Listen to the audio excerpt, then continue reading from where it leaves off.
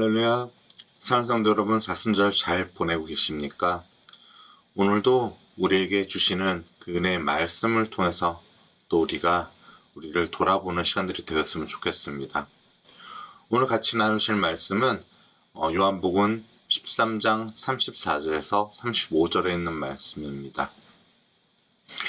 새 계명을 너희에게 주노니 서로 사랑하라. 내가 너희를 사랑한 것 같이 너희도 서로 사랑하라. 너희가 서로 사랑하면 이로써 모든 사람이 너희가 내 제자인 줄 알리라. 아멘. 오늘 말씀의 제목은 서로 사랑하자입니다. 예수님은 이 땅에 오셔서 새 계명을 주셨습니다. 바로 서로 사랑하라는 것입니다. 예수님은 우리에게 꾸준히 사랑을 이야기하십니다. 예수님뿐만이 아닙니다. 구약시대에도 여호와 하나님은 사랑에 관한 이야기를 하셨습니다. 여러분, 10계명을 두 단락으로 나누면 1에서 4계명과 5에서 10계명으로 나눌 수 있습니다. 무슨 차이로 나눌 수 있을까요? 1에서 4계명은 하나님과 관련된 계명이며 5에서 10계명은 인간 간에 관련된 내용입니다. 1에서 4계명은 하나님을 사랑하는 계명이며 5에서 10계명은 사람 간에 서로 사랑하라는 계명입니다. 다시 말해 하나님 사랑과 인간 사랑입니다. 하나님이 인간을 사랑하는 말씀은 요한복음 3장 16절에 잘 나와 있습니다.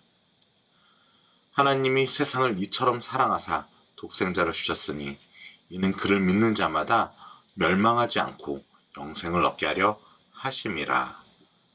하나님은 자신의 독생자를 우리에게 보내주실 정도로 인간을 사랑했습니다. 그러시기에 하나님은 예수님이 이 땅에 오시기 전 10계명이라는 것을 통해 어떻게 살아가야 하는가를 알려주신 것입니다. 하지만 유대인들은 이 계명을 문자 그대로 이해한 것 같습니다.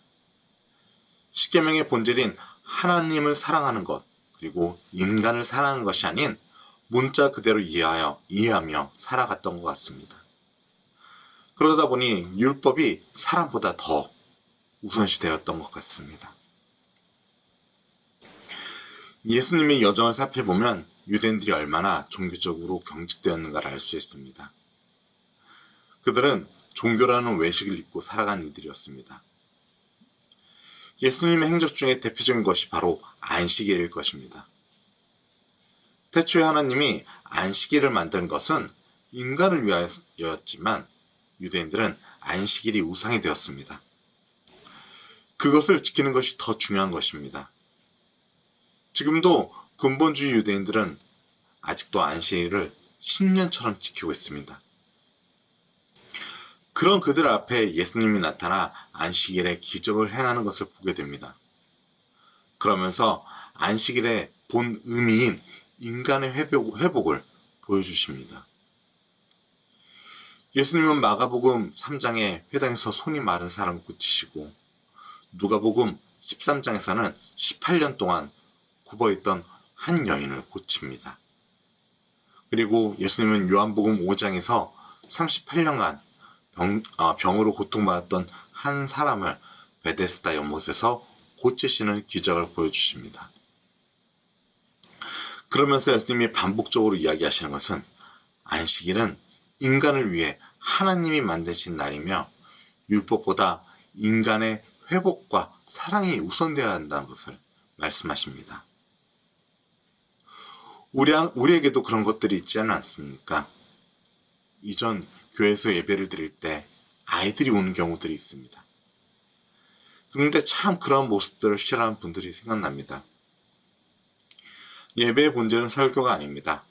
분명 설교가 예배의 중요한 부분이 될 수는 있지만 그것이 서로를 배려하는 것, 형제를 사랑하는 것보다 우선되어서는 안 된다고 생각합니다.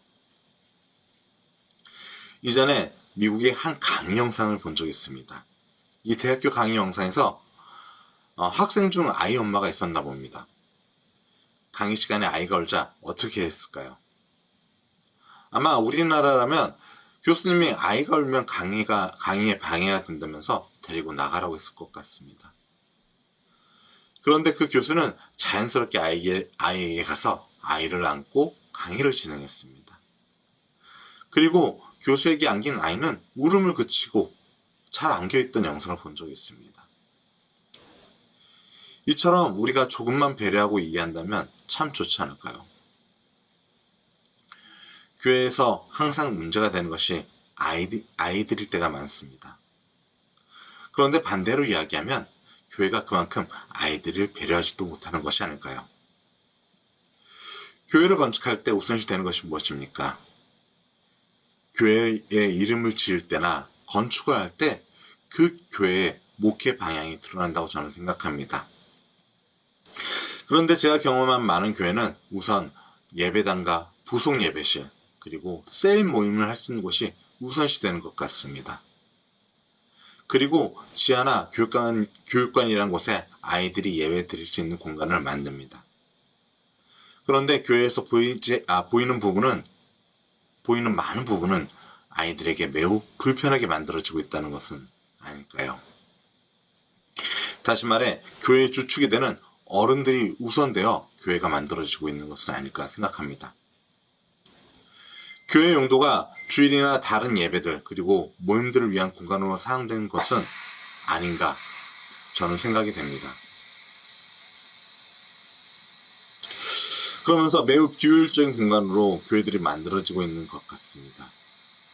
그리고 예산도 그럽니다. 교육부 장비들을 보면 우선 본당에서 사용하던 신제나 음향 장비가 새로 교체될 때 그 장비들을 자연스럽게 교육부로 내려오는 것들을 봅니다. 사용 예산도 미래를 위한 투자보다는 아이들의 간식과 같은 소모적인 것에 배치되며 정말 아이들을 위한 것들인가 생각되는 것들이 많이 있습니다. 사역자의 배치도 사역을 막 시작하는 전도사나 파트 사역자들을 우선 배치하는 모습들을 볼 수 있습니다. 그만큼 사역의 우선이 어른에 집중되어 있는 것들을 보게 됩니다. 그것이 우리 교회들의 현실이고 한계가 아닐까요? 분명 모든 교회가 그렇다고는 생각하지는 않습니다.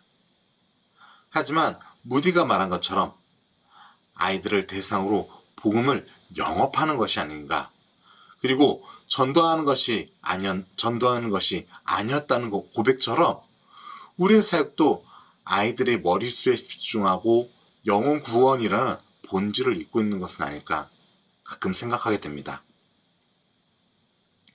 사랑하는 성도 여러분, 예수께서 십자가에 달리신 이유는 너무나 명확합니다. 바로 사랑하신 하나님 아버지의 마음, 그것을 우리에게 보여주시기 위함입니다. 그리고 그것을 이루시기 위함입니다. 그것을 아시는 예수님은 우리에게 이렇게 이야기하십니다. 서로 사랑하라.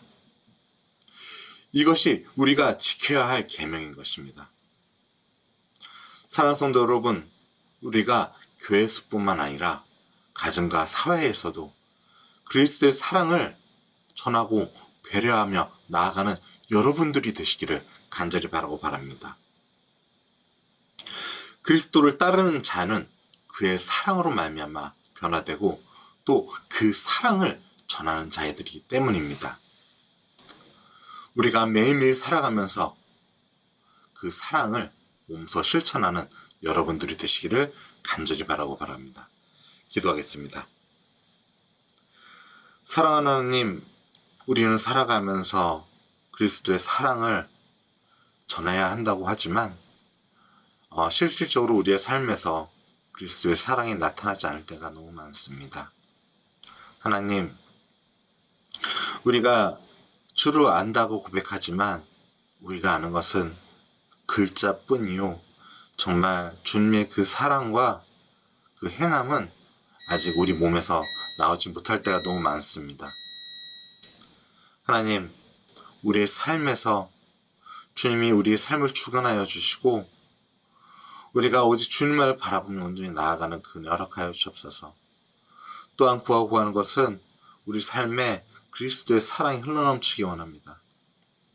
그 사랑으로 말미암아 온전히 주님께 순종하며 나아가고 또 그 사랑으로 말미암아 그리스도의 사랑이 흘러 새로운 영혼들에게 전해지게 하여 주시옵소서.